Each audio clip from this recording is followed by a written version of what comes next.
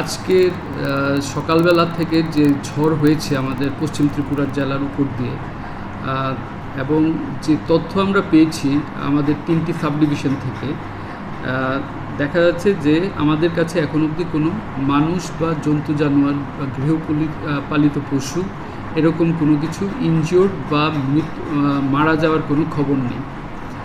আর এখন অবধি যা হাউস ড্যামেজ হয়েছে তা মেইনলি পার্টলি ড্যামেজ হয়েছে। যেমন সদর সাব ডিভিশনে আমরা পেয়েছি 153 হাউসেস পার্টলি ড্যামেজ, এবং মোহনপুর সাব ডিভিশনে আমরা দেখেছি সেখানে 34 হাউসেস পার্টলি ড্যামেজ হয়েছে, এবং জিরানিয়াতে 18টা ঘর পার্টলি ড্যামেজ হয়েছে। সিভিয়ার ড্যামেজ হয়েছে জিরানিয়া সাব ডিভিশনে 1টা, মোহনপুর সাব ডিভিশনে 2টা, এবং সদর সাব ডিভিশনে 27টা 27। আর সদর সাব ডিভিশনে ফুললি ড্যামেজ হয়েছে 12টি। আমাদের মোহনপুর এবং জিরানিয়াতে এখন অবধি এরকম কিছু ফুললি ড্যামেজের খবর আসেনি, সন্ধ্যা নাগাদ হয়তো আসবে। এবং সাব ডিভিশনে আমাদের তহসিলদার এবং অন্যান্য যারা ফিল্ড ফাংশনারিজরা আছেন সবাই ফিল্ডে অ্যাসেসমেন্ট করছেন। ড্যামেজ আরও হয়তো সন্ধ্যা নাগাদ আরও উঠে আসবে।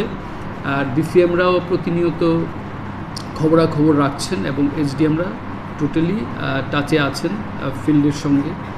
আরেকটা হচ্ছে যে ব্রহ্মকুণ্ড সিমনা রোডে একটা গাছ পড়েছিল এবং রাস্তা ব্লকেট ছিল।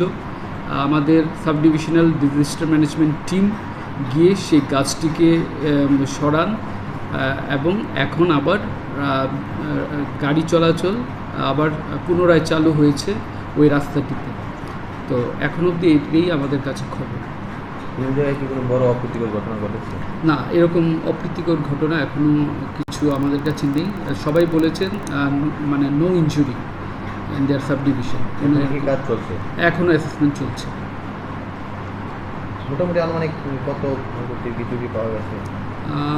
প্রায় এখন অবধি যদি আমরা পার্টলি এবং ফুললি ড্যামেজ নিই, প্রায় 40 লাখসের মতো এখন আপাতত 40 লাখ। এটা বাড়বে, আমাদের প্রাথমিক তথ্য অনুসারে প্রায় 40 থেকে 50 লাখ আমাদের ড্যামেজ অ্যাসেসমেন্ট হয়েছে West Tripura district. Thank you.